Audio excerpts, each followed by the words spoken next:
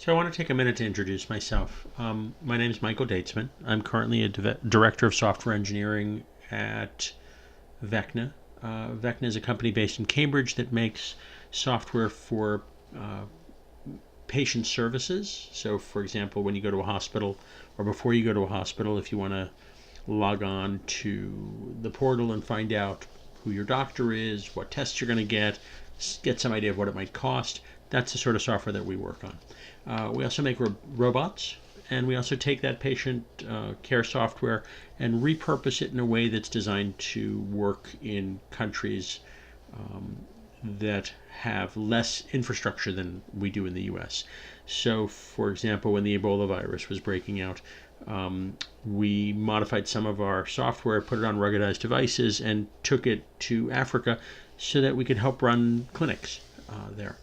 Prior to that, I worked at Nokia, where I ran both product and program management for a browser team that was based in Burlington, Mass. I spent about a year working for non-government organizations that were doing education in Africa, helping them understand how they went from standing up a website to actually treating that website like the software development project that it actually is. I spent some time at a startup called Ruckus that was involved in making software that made it legal for college students to trade music. Before that, I spent some time at America Online working on Instant Messenger and the courseirst product and the browsers. And prior to that, I was at a company called Interleaf that made software for publishing. And when I say software for publishing, I mean software for publishing technical documentation. For example, we made the software that did the documentation for a thing called the Aegis missile cruiser, which is used by the U.S. military. When we converted all of the paper documents to online documents, the boat floated 6 inches higher in the water. So really, really large document sets. That was sort of our bread and butter there.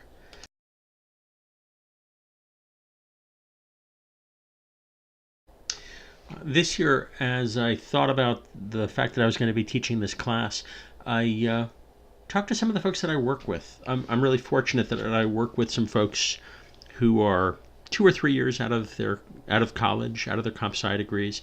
An awful lot of them got comp sci degrees at MIT or WPI.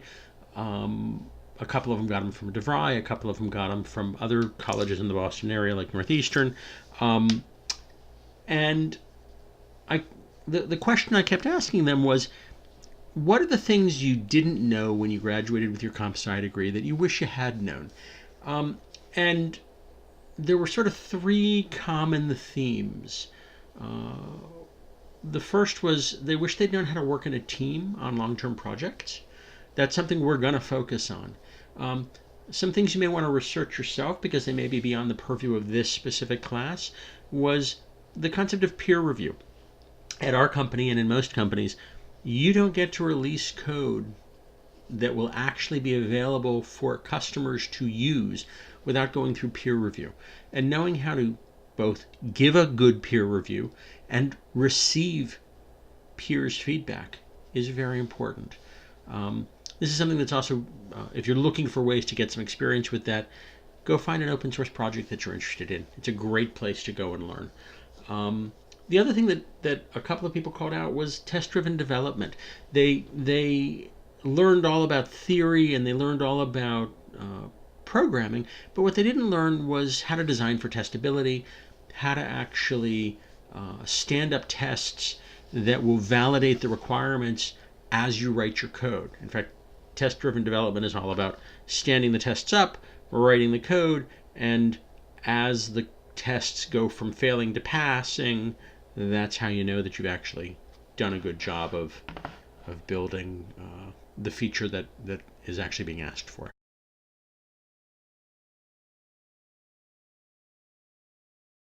The other thing I did is I went back over my notes to capture the things that I both learned in teaching the class last year, but also in talking to the students. So feedback I got at the very beginning of the the semester, because I was teaching the class in real life as opposed to doing it the way we are now, where the lectures are recorded and I'll meet you guys in real life doing actual practical stuff. So I asked a couple of questions, and one was, how many of you have worked on projects that last at least a semester? And well in excess of 80 to 90% of the students had never done that. I asked, how many of you have worked on teams of this size before? In 2015, most of the teams were, I think, between 4 and 8 participants. And again, that was not something that the students had done unless they were in industry for some period of time. We had some graduate students in that class, and I think we do in this one as well. And the third thing I asked was, how many of you have had to actually organize teams like this and figure out how to work together? And again, that was not something that they had done. And so the assumption I'm making, and you guys will tell me that in the comments, I suspect, on the different tools that we're using, probably Piazza, whether these assumptions are right, is that most of you guys probably have had some.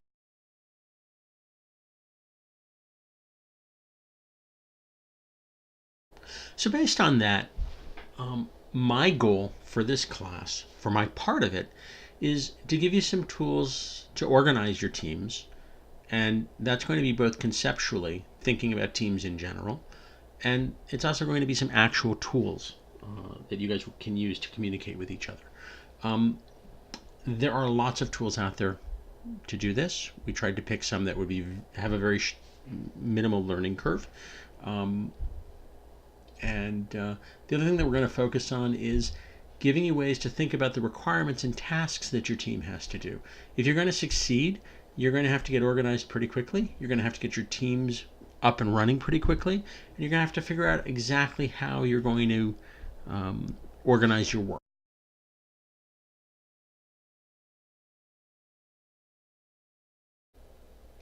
So I want to spend a second or two talking about the planned lectures.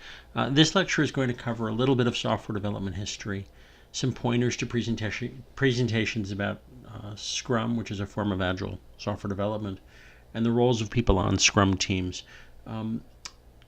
Future lectures are going to include topics like how to think about requirements and some simple tools we're going to use so that your teams can coordinate and talk.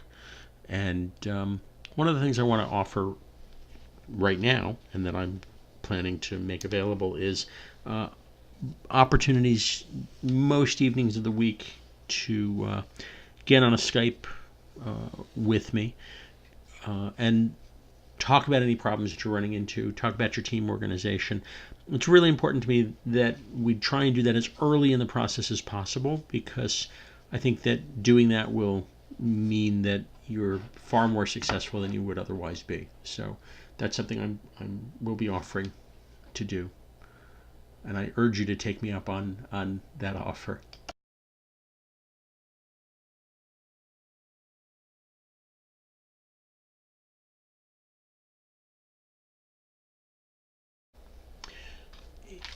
If, as was the case last year, you've primarily worked on small projects to meet classroom requirements, then one of the big things that you learned was that it's really easy to understand and communicate and make decisions because you're the only person doing the development work.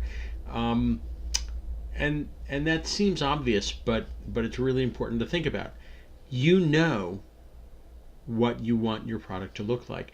A great example of this is, I have two kids. The first one, my younger one, decided to write a piece of software that would allow him to know when his friends joined Minecraft.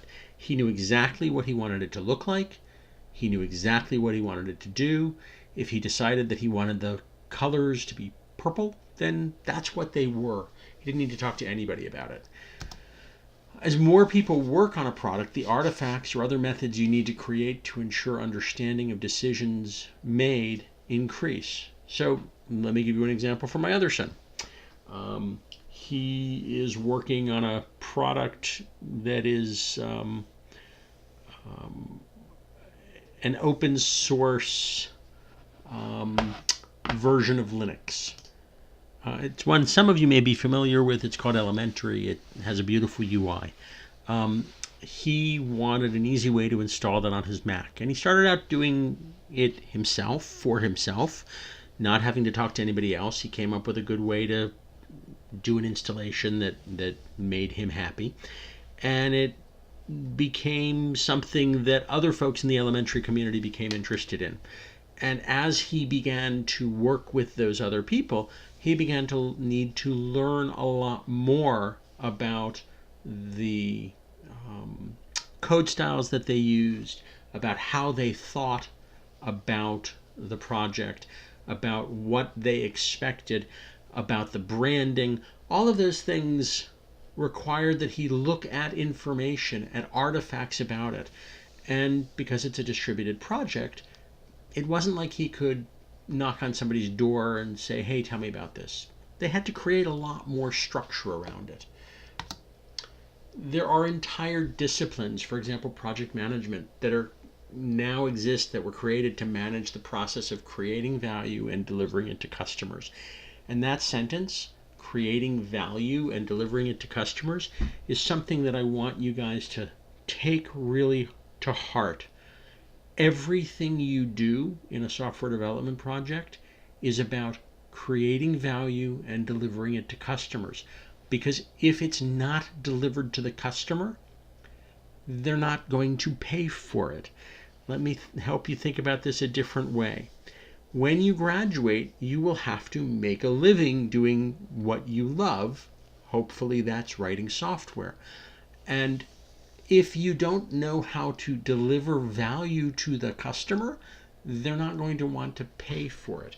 And a large amount of what's been going on over the past few years, decades actually, is figuring out how we deliver value to customers more quickly.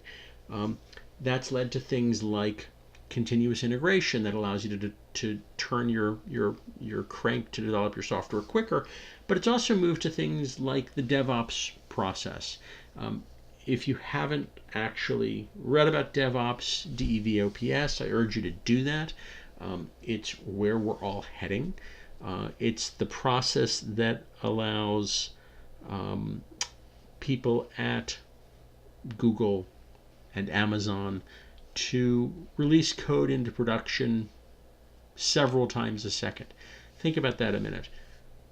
Every roughly 8 seconds, Amazon makes a change to production. Could be a large change, could be a small change, but the fact of the matter is that's how frequently they're doing it. Each of those changes is meant to get the value to the customer as quickly as possible. The other thing that became clear as we have moved through software development history is that it's important to be able to visualize what needs to be done and when it needs to be done, especially if you're working both with other team members, but also, again, with those customers, the folks who are paying the money, or end users, because at the end of the day, they kind of really want to know what's coming. They need to be able to plan for it, and they need to be able to get excited about it.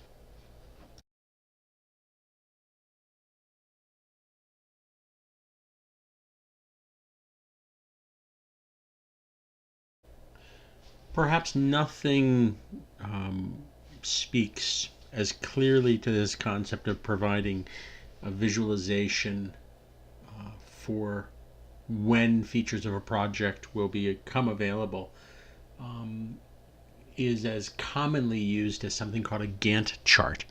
I don't know if this is something you guys have come across before or not, but what you see here is line 1, initial investigation. We're going to look at the website that we want to redesign. We're going to do some analysis. We're going to do some design. We're going to do some implementation. And what you see here is that, I'm not sure if the cursor will show up on the video or not, but what you see here is that the initial investigation goes on, and then once that's completed, we start our analysis. Something nice about this one is that we begin a little bit of our implementation while we're still doing our design. But by and large, we don't do a lot of the implementation until this section here, right around line 20 or 21, when we actually start to do our software implementation. After we've implemented everything, we're going to test it, and then we're going to upload a website, and it will become available. This, if you look at it, looks a little bit like a waterfall. And I want you to remember that word because we're going to talk more about that in a few minutes.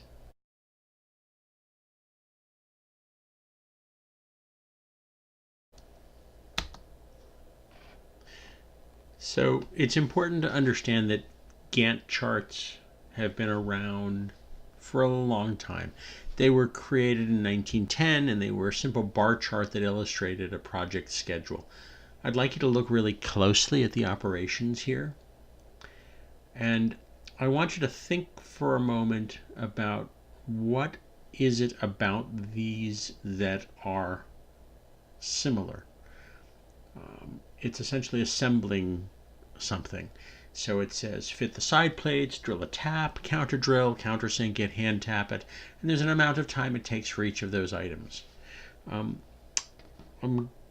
Since I'm not in the room, I can't actually ask you guys or look at your faces, so I'll just tell you.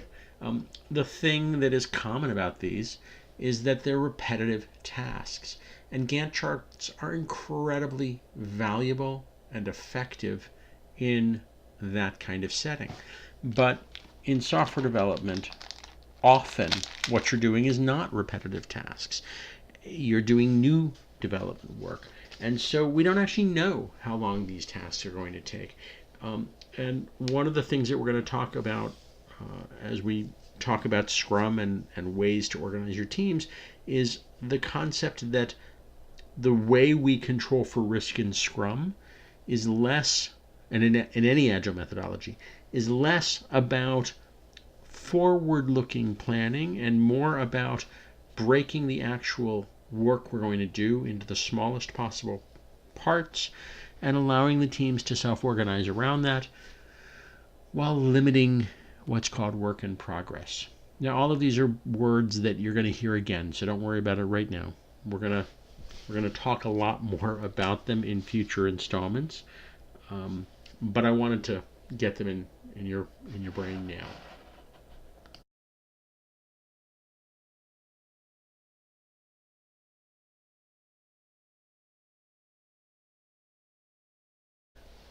I mentioned a couple slides back when we first saw a Gantt chart that it looked kind of like a waterfall. And in fact, there's this thing that's very common called a waterfall methodology. And the idea of a waterfall methodology is that the requirements that you need to build to happen first, the design happens second, the implementation happens third, the verification, the testing happens fourth, and then you release it to the world and maintenance goes on. This is a simplified version of the chart. There's analysis and some other functions that would be in a traditional version of this. And one of the things about waterfall is that it gives the people who are funding the project and the folks who are starting the project the illusion, combined with a Gantt chart, that they know what's going on, that there's certain requirements that they have, and that once those requirements are set in stone, we can design it and implement it and verify it and release it. And what we've learned in the real world is that it doesn't work that way. That, in fact, reality intervenes rather harshly.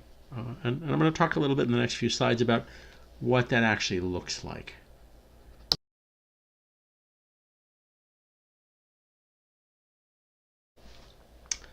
So the more complex the project is, the less accurate waterfall gets. And that's for a bunch of reasons. One is that requirements aren't fully understood before the project begins. So anybody who's used, say, Facebook or Snapchat knows that the features change over time. The requirements are never static. They're always changing.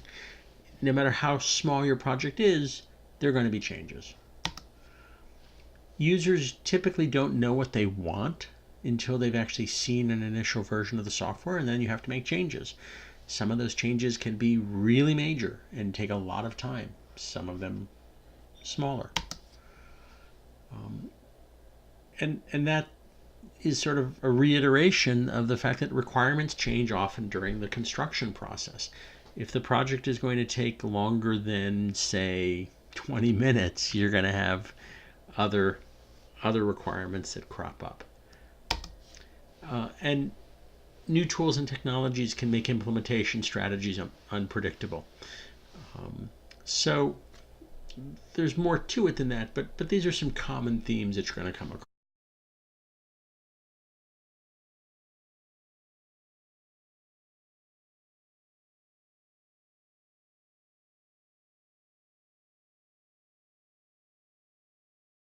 And just to let you know a little secret, the first paper I was able to find that actually talked about what we now refer to as waterfall was written in 1956.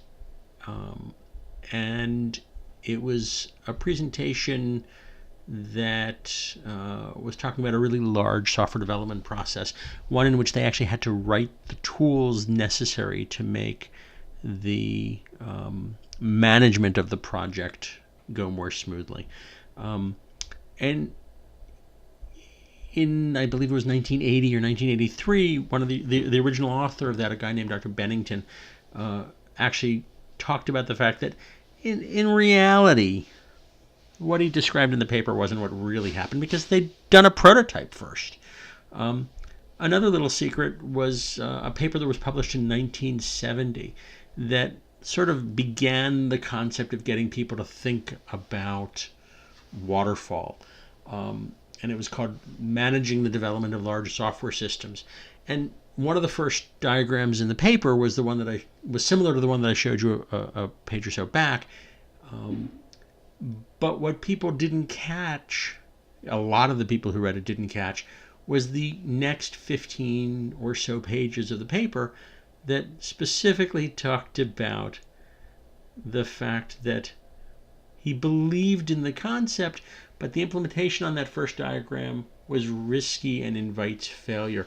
And he said the reason it invited that kind of failure was essentially because it's inevitable that the requirements are going to change, and that if the requirements change in a way that requires a refactoring or a redesign, that it can be as difficult or as much time involved in the redesign as it took to do the implementation in the first place.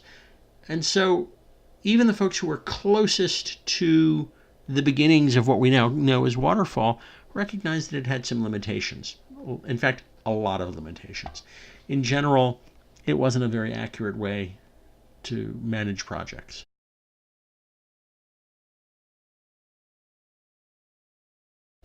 So by 2001, it was incredibly clear to folks who were active in software development that what we'd been doing, Gantt charts, using waterfall software development techniques, was an absolute guaranteed way to not deliver projects on time and not deliver features and value to customers quickly.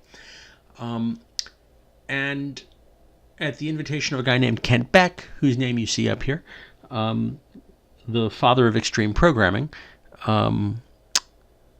they all got together to talk about this. And if you don't know who Kent Beck is, I urge you to go on Wikipedia and read about him. And in fact, you could probably do that for each of the names here. The ones that immediately jump out at me when I look at it are Kent Beck, the father of extreme programming, Alistair Cockburn, who wrote Agile Software Development, The Cooperative Game, Martin Fowler, who, if memory serves, wrote the definitive text on refactoring, Jeff Sutherland, who is very active in the Boston area, both as a venture capitalist, CTO of numerous successful software companies, Ken Schwaber, who was his partner for a number of years in helping to teach agile methodologies. Basically, all of these guys, if you look them up, you'll find interesting things out about them that are sort of critical aspects of the history of software development. But they got together and they said, what we've been doing doesn't work. And through research, we've begun uncovering better ways of developing software by doing it and helping others do it. And through this work, we have come to value individuals and interactions over processes and tools, working software over comprehensive documentation, customer collaboration over contract negotiation, responding to change over following a plan. That is, while there is value in the items on the right, we value the items on the left more. This is sort of groundbreaking. This was the folks who were writing software taking control back from the folks who had been managing software development. And it has fundamentally changed the way software development is done. It was a required precursor to the current DevOps movement, which is leading to much faster release of software products into customer hands. And we're going to spend some time over the next semester putting some of their ideas into practice.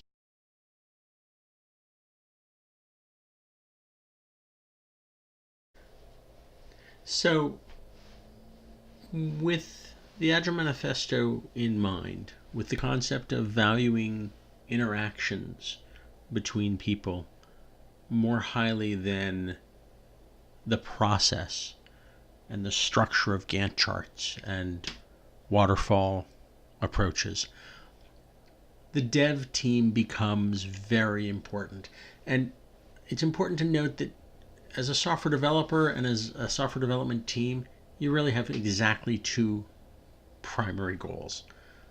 One, deliver great value to customers as quickly as possible. And two, constantly look for ways to improve how you and your team work.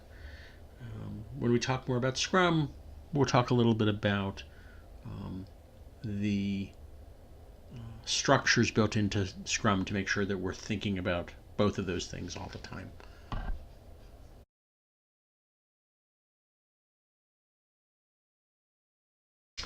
In terms of getting your team to be productive as quickly as possible, this slide may be the most important one in this deck. So I urge you to pause this lecture and read through it. If this is the first time you've heard of forming, storming, norming, performing, and adjourning, then expect to see it many more times in your career. Forming is when the team gets together, establishes ground rules. You are still pretty formal with each other typically, and you're going to treat each other kind of like strangers. Storming is when you start to communicate how you're feeling about things. That's when you're having your first knockdown drag out about whether the logo for your project should be pink, blue, or purple. That's called storming. Norming is when you actually start to feel like a team, and you start to be good at accepting other people's viewpoints. Performing is when you start actually trusting each other and working in a way that really doesn't care at all about hierarchy. You guys are all peers, but probably you're going to assign different roles in the team. That's sort of the norm. And we'll talk about some of those formal roles that come out of Scrum. And at the end, when you guys are all done with delivering your project this semester, you're going to be adjourning. And you're going to assess your accomplishments and figure out how you're going to transition out of those roles. Now, if you were in a company, in all likelihood, you'd be transitioning to other projects. If you end up working for a company that does consulting, you'll go through these cycles very quickly. The thing that I will tell you is that the faster you get through the forming, storming, and norming phases, the closer you'll get to performing. And in a future slide deck or with some additional pointers. There'll be some information on ways to get through those cycles a little bit more quickly than you might otherwise do.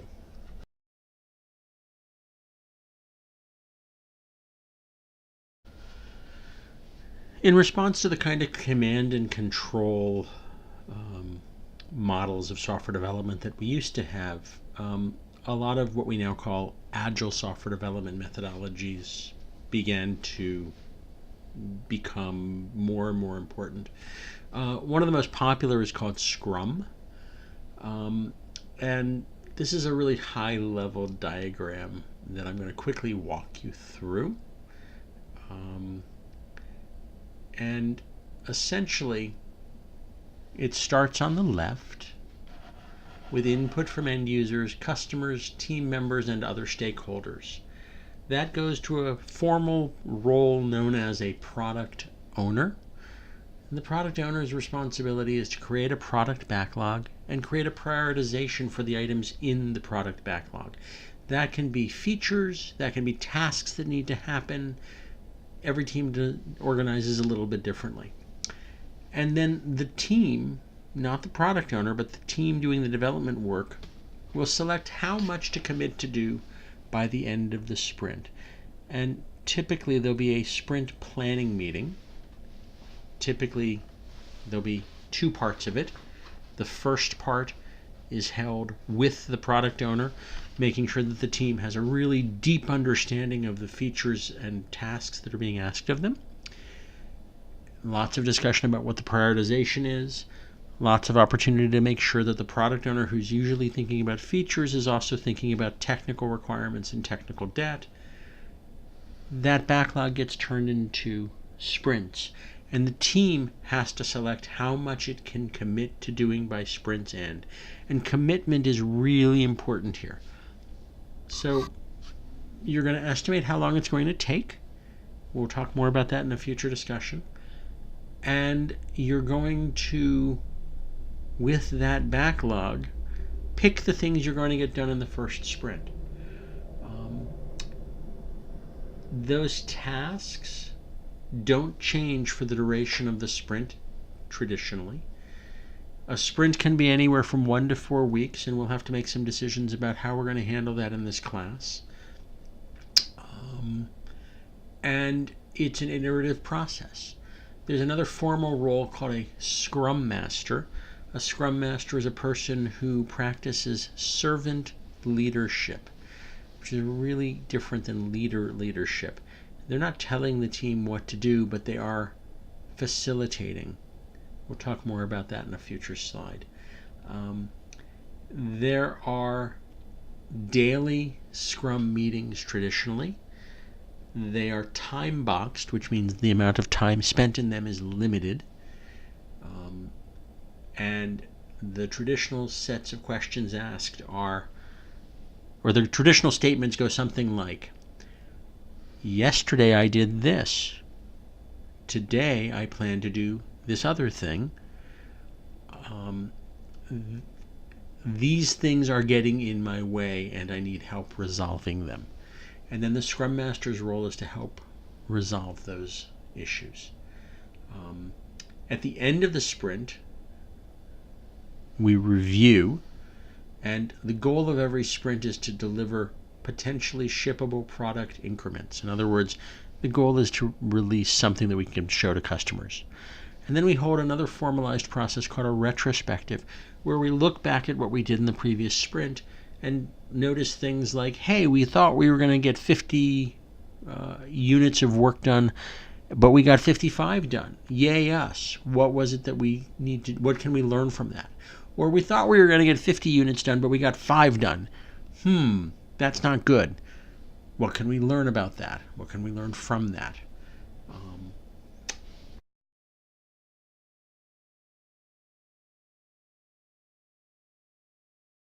So a slightly deeper drill down on each of those rituals. Prior to a sprint planning meeting, you have to have a product backlog. At the sprint planning meeting, you create the sprint backlog or move items into active sprint. The team selects how much to commit to do by the end of the sprint. You start the sprint, and I think that we're going to probably do 2-week sprints with a demo at the end of each. Your team typically will have a daily stand-up, which is very scripted. I spoke a moment ago about how that works. What have I done? What's getting in my way? What do I plan to do in the next 24 hours? It may be that you guys have to modify that because your team may not be able to meet every day. You're not only taking this class, I assume. The sprint review is very scripted. How did we do? You have a demo where you show what you built and the product of the research spikes. We'll talk a little bit about spikes at another point. In summary, though, a research spike is what you'll be doing a lot of at the beginning, because it's how you figure out what you need to do as your next steps. And then you hold a retrospective where you look for things the team did well, things to improve, and you pick one thing to do better in the next.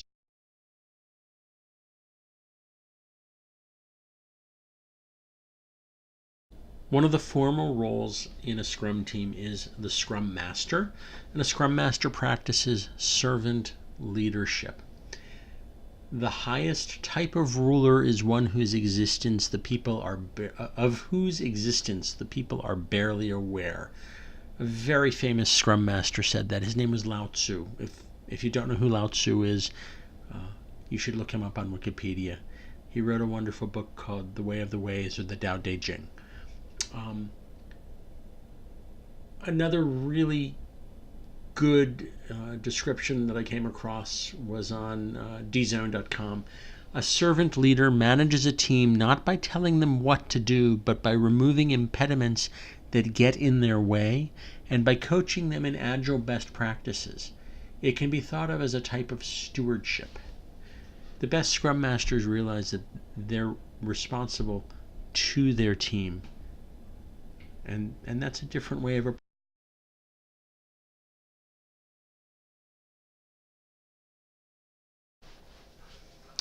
So I've probably said this twice already, but it always bears repeating. The daily stand-up is a very scripted ritual. It's a 15-minute maximum time-boxed piece of time. It's typically 3 questions. What did you do yesterday? To which the person says, I did this and this and this and this. What are you going to do today? To which the person responds, I'm going to do this and this. Are there any impediments in your way? Well, yes. Actually, as an example, I couldn't get an AWS instance with enough RAM to support the software that we need to run. And I really could use some help figuring that out. Now, if it's a very quick answer, like another person saying, oh, I know about that, let's talk after this, great. If it's something that's going to require more discussion, it's typically put into what we call a parking lot. So after everybody has had a chance to go through their 3 questions, you come back to the items on the parking lot and have a deeper discussion. And that way, only the people who are interested in those items or have expertise in those areas is helpful or needs to stay. So, for example, hey, I couldn't figure out how to get the AWS instance to have enough RAM. Oh, interesting. Does anybody in the team know how to do that? No. Okay, well, who's acting Scrum Master for this release or for this sprint? John is? Okay, John, can you and I talk at the end of this and we'll figure out how to remove that impediment?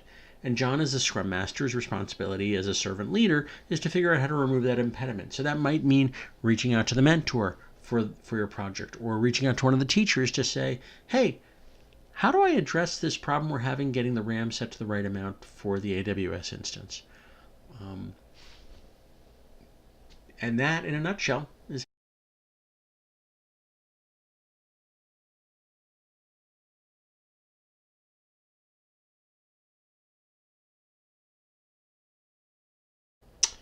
Here's some other really good places to learn about Agile and Scrum. And on the next couple of pages are some videos. And depending upon how this works, I may also put the links to the videos on a later page.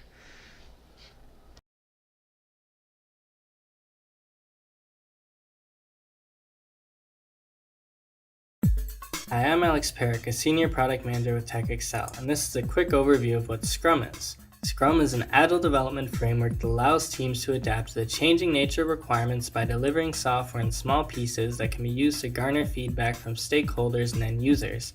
This radically improves the quality of the final products as well as reducing risk and allowing return on investment to be realized sooner. The term Scrum comes from the idea of using a holistic or rugby approach where a team tries to go the distance as a unit, passing the ball back and forth. This is in contrast to a more traditional waterfall or relay race approach. The rules in Scrum are inspired by a joke where a chicken suggests to a pig that they open a restaurant called Ham and Eggs. This story gives us the pigs who are totally committed to the project and its outcome, and the chickens who consult on the project and are kept informed of its progress, typically stakeholders and end users. The pigs are broken up into 3 roles. The product owner, who's responsible for compiling and prioritizing requirements, is often considered a representative of the client. The Scrum Master is a team guide. He ensures that Scrum practices are followed and that impediments are removed. The other members, such as developers, QAs, designers, and DB admins, comprise the rest of the Scrum team. Scrum projects begin with a product backlog. You can think of a product backlog as a wish list of input from all parties involved in the project: developers, executive, customers, support staff, and the like. This input is groomed and prioritized by the product owner, typically in a user story format. Stories will usually start out as very broad general references to features, commonly referred to as epics, and then as items move up the backlog, the user stories will become more precise and oftentimes have acceptance criteria added. Acceptance criteria should be short bullet points that serve as minimum requirements that must be met before a story can be considered ready for QA. Our more precisely defined user stories, usually organized with themes, can then be used by the product owner to create a release backlog. This is a set of features required to build a product with sufficient value to be brought to market. Stories from the release backlog are used during sprint planning meetings to create tasks which will populate our sprint backlog. A task should be no longer than 5 hours of work. This forces the team to carefully consider the design while creating tasks and estimates. A quick word on estimates. Estimates can be done using poker games, past releases, story points, or any other method you find suitable. No matter what though, be sure to include a few subject matter experts in your planning and estimation process. Getting back to our sprint planning now. When we are planning our development iteration, or sprint, we select stories from the release backlog that we believe can be accomplished within the set timeframe, usually 2 to 4 weeks, and break them up into estimated tasks. Once the scope of the sprint has been defined, it is up to the product owner to verify that the user stories sufficiently define the work that needs to be done. If the product owner is satisfied, then the user stories and duration are locked in. Scrum teams are designed to be self-driving. This means that Scrum team members select which individual tasks they want to work on based on the priority given by the product owner. This is unlike a traditional project where tasks are assigned. We do this because of the belief that people developing the software or solving the problems know how to do it best. Frequent communication among all involved parties, pigs and chickens, is encouraged throughout the sprint. This helps to ensure that a project never heads too far in the wrong direction before being corrected. Daily stand-up meetings or scrums are used to quickly find out what work has been done since the last scrum, what work will be done before the next scrum, and what impediments need to be removed so the team members can function at peak efficiency. It is the Scrum Master's job to work with the product owner to remove any impediments to optimal team performance. Daily stand-up meetings are also a great place to review the sprint burndown chart. Burndown chart is a visual representation of the amount of work left to complete a project, and it typically comes in 2 flavors, sprint and release. With a sprint burndown, we start with our total task estimates, and as work is completed, we lower those estimates till they hit 0. This gives us our burndown line.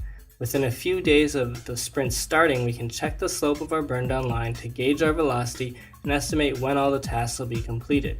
The sprint burndown is generally used internally throughout the sprint and should be displayed somewhere prominent that all team members and stakeholders can see. A release burndown differs mainly in scope. Since with many products it will take multiple iterations to complete a release burndown tracks overall velocity as progress is made towards a release. With the release burndown, we track story estimates and are more concerned with the average velocity over multiple sprints as opposed to the velocity of individual sprints. Testing takes place immediately after a story is completed. QA teams are commonly tasked with writing test scripts at the beginning of a sprint while a story is being developed. Any defects discovered during a sprint should be addressed immediately. However, in the real world, lower priority defects are often moved into the backlog for prioritization. Since it is up to the product owner to declare when enough business value to merit deployment has been realized during an iteration, It's a good idea to give demonstrations to the product owner as stories are finished. This will help to ensure that the sprint is on track and any miscommunications are handled. There are 2 meetings that take place at the end of our sprint, the sprint retrospective and the sprint review. The main purpose of the sprint retrospective is to realize improvements driven by the team. During this meeting, the Scrum team discusses what they'd like to start doing, what they need to stop doing, and what they should continue doing. The team can then take the lessons learned and make concrete changes to ensure future sprints run smoothly. This ability to learn from past mistakes quickly while gradually improving is a sustainable way to greatly improve results over time. The second meeting is the sprint review. This is where we go over what was accomplished with the stakeholders and product owners to make sure we're on the right track. The main purpose of this meeting is to get feedback and improve the product. Sprints are repeated and reviewed until the product backlog is empty or the product owner decides that enough business value has been delivered to declare the project a success. It is not at all uncommon for the product owner to declare success with 20 to 30% of the initial backlog items still remaining. This is usually based on feedback from the end users who see the immediate benefit of the product in its current state. The leftover 20 to 30% of the initial backlog can now be skipped, saving time and resources. These are items that a traditional development process would have included, but which through an iterative and adaptive process, the business owners and end users realized were not as valuable as initially thought. The result is higher quality, lower cost software delivered faster. So in summary, Scrum is an agile development framework that allows us to focus on delivering the highest business value in the shortest time. The business sets the priorities and the teams organize and determine the best way to deliver the highest priority features. These features are delivered rapidly and repeatedly as demonstratable working software so that informed decisions can be made on the business value and release worthiness of the product. So now that you know a little more about Scrum, be sure to check out DevSuite, TechExcel's application lifecycle management tool. You can find more information on it at our website, www.techexcel.com.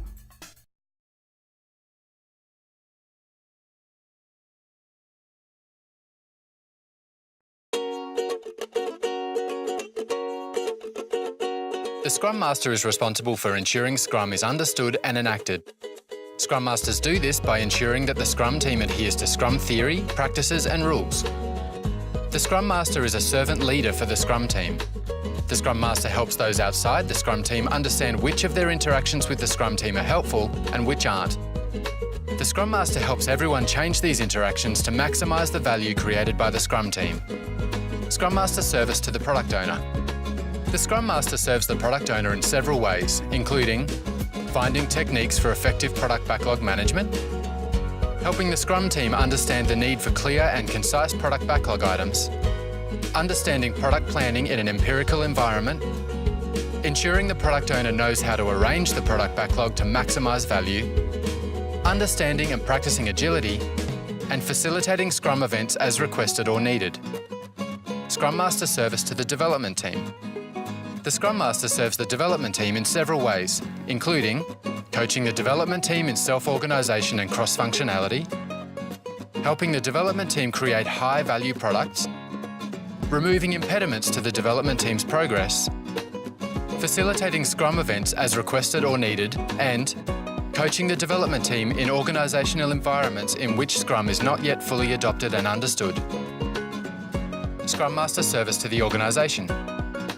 The Scrum Master serves the organisation in several ways, including leading and coaching the organisation in its Scrum adoption, planning Scrum implementations within the organisation, helping employees and stakeholders understand and enact Scrum and empirical product development, causing change that increases the productivity of the Scrum team, and working with other Scrum Masters to increase the effectiveness of the application of Scrum in the organisation.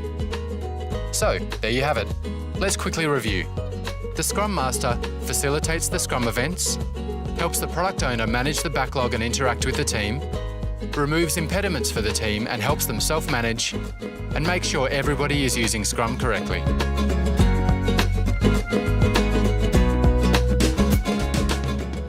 So that's the role of the Scrum Master, straight from the Scrum Guide.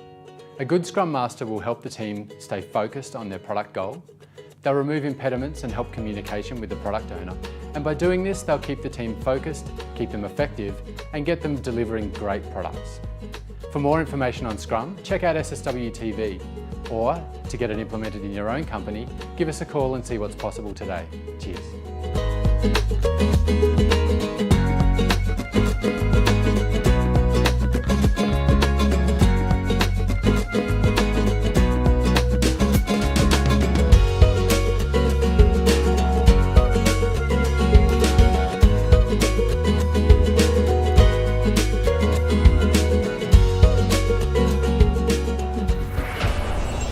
Did you get all that? We'll take the SSW TV quiz and test your knowledge now.